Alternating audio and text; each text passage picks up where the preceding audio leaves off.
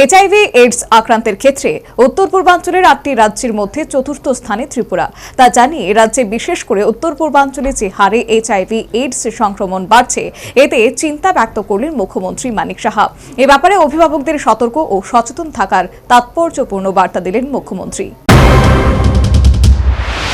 আন্তর্জাতিক যুব দিবস উপলক্ষে মঙ্গলবার স্কুল পড়ুয়াদের এইচআইভি এইডস সংক্রান্ত সচেতনতামূলক বেল অফ অ্যাওয়ারনেস তথা সচেতনতামূলক ঘণ্টা শীর্ষক কর্মসূচি পালন করল Tripura state AIDS control society.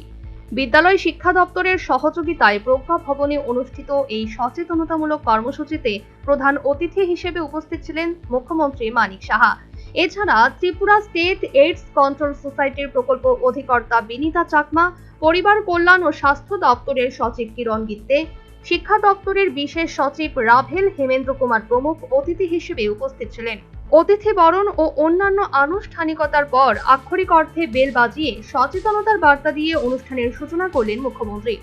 অনুষ্ঠানে নিজ ভাষণে রাজ্যে বিশেষ করে উত্তর পূর্বাঞ্চলে যে হারে এইচআইভি এইডস সংক্রমণ বাড়ছে সে ব্যাপারে চিন্তা ব্যক্ত করলেন মুখ্যমন্ত্রী মানিক সাহা।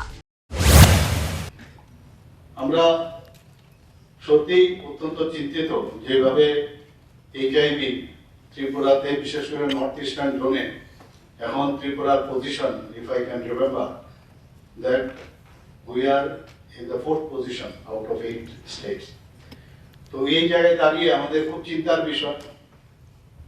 আমরা দেখেছি যারা ড্রাগস নেয়, আগে বুঝতে হবে আমরা কোথা থেকে এই ড্রাগস নেওয়ার যে প্রথমে যেটা শুরু হয় সেটা হচ্ছে হ্যাবিচুয়েশন, হ্যাবিট করা।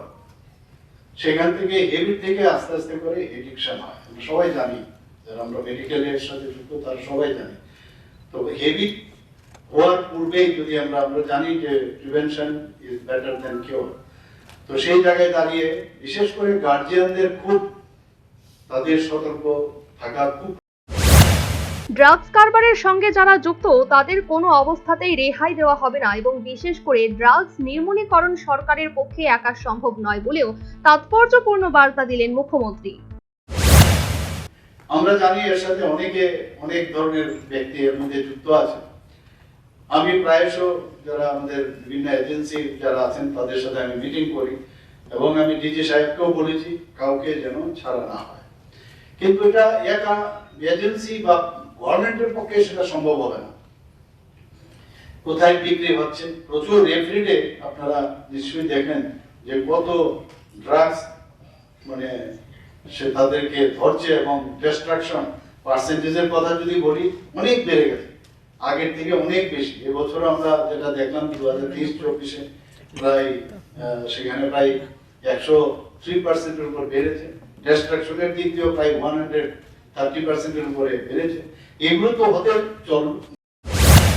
শুধু তাই নয়, ড্রাগস এবং এইচআইভি এইডস নির্মূলীকরণে মুখ্যমন্ত্রী অভিভাবকদের সচেতন এবং সতর্ক থাকার তাৎপর্যপূর্ণ পরামর্শ দিলেন। আর হাতছানি দেয় আমাদের খারাপের দিকে, কিন্তু বেশি হাতছানি দেয় স্টুডেন্ট লাইফে।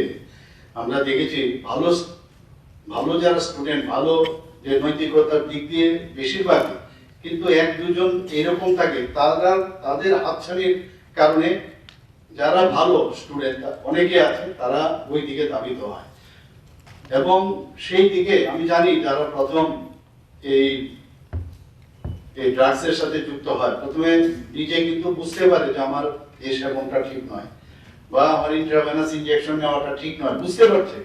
কিন্তু যেহেতু এডিকশনে চলে এসেছে এবং একটা সেন্স অফ ওয়েল বিং পাওয়ার ক্ষেত্রে নিজেকে এই ড্রাগস নেওয়ার পরে যে একটা মানসিক একটা অবস্থা হয়, তাতে করে একটা ইউফোরিয়ার যে ভাব, তার জন্য ওই দিকে কিন্তু একটা এডিকশন চলে আসে। এই সিচুয়েশন রাজ্য সরকার এইচআইভি এইডস নির্মূলীকরণে যে সমস্ত ব্যবস্থা গ্রহণ করেছে, পাশাপাশি ড্রাগসের বিরুদ্ধে যে সমস্ত উপযোগী পদক্ষেপ হাতে নিয়েছে, এর বিস্তারিত তথ্য মুখ্যমন্ত্রী এদিন অনুষ্ঠানে নিজ ভাষণে তুলে ধরেন।